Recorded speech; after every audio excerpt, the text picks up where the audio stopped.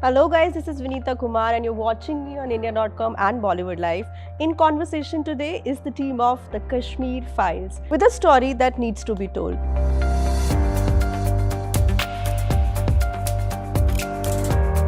See, I can't compare, but I would say as a member of this community, which is the genocide victims, the genocide survivors, as an individual, if you talk about every Kashmiri Hindu, whether they are in US or Jagti camp or Delhi, Mumbai, elsewhere, everybody has one similarity, and that is that we are all suffering PTSD. Myself, at some level, I also suffer that.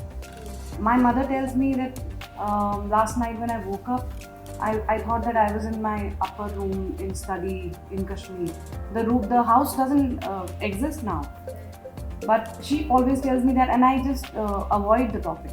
So this is our daily routine. So as an individual, I would say I always used to avoid these topics. In my college, there was a moment when they collected funds, all the students, and they said, let's make a trip to Kashmir. I stepped out.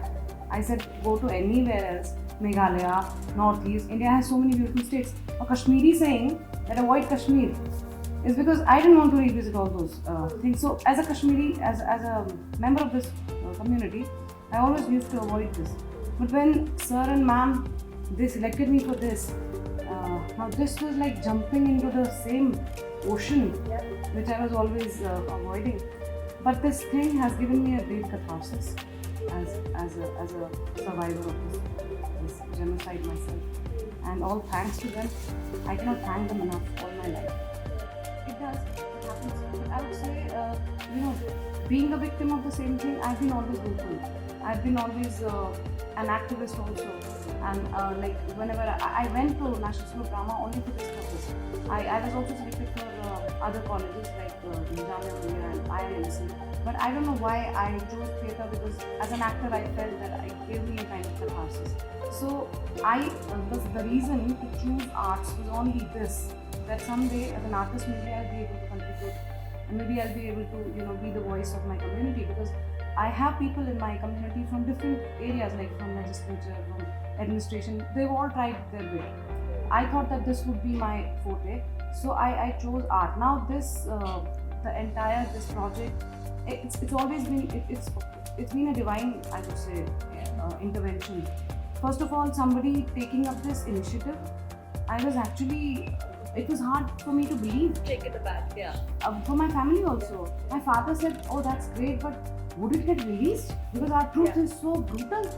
Would it actually, even if they make it like completely as it is, would it finally come out? And we're all facing this challenge of releasing it finally, you see? So we had kind of accepted, we as a community, I'm saying, that हमारी बात कोई कर ही नहीं पाएगा. So, but they have made history. They have made history.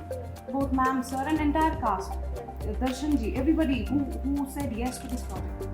I sincerely am grateful to them on behalf of my entire community.